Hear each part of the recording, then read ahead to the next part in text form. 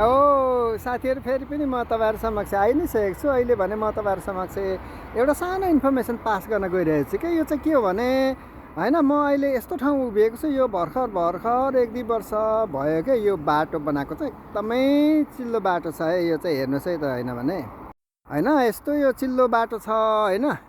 यो भर्खरै बनाएको होइन, 2 वर्ष जति भयो। अत्यन्तै राम्रो बाटो बनाएको छ यो होइन।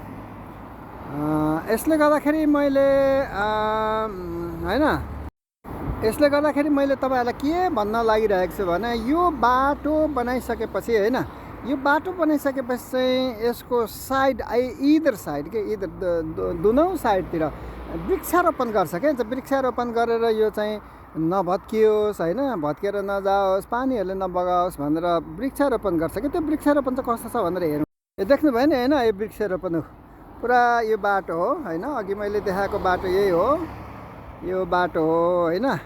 बाटोको साइडतिर पारी मैले देखाउँदैछु नि, त्यो पनि चाहिने पुरा वृक्षारोपण गरेछ यहाँ होइन। यस्तो मजाले राम्रो वृक्षारोपण गरेछ क्या होइन।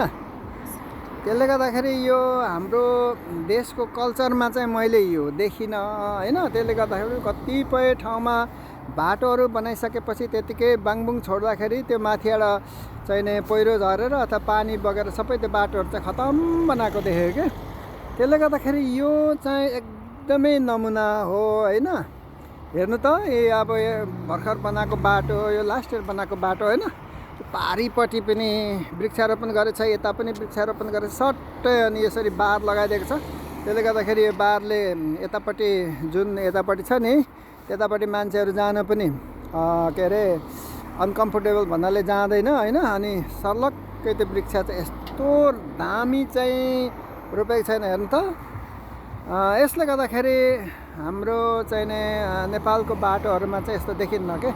अथवा आइडिया नभएर हो अथवा बजेट नपुगेर हो होइन।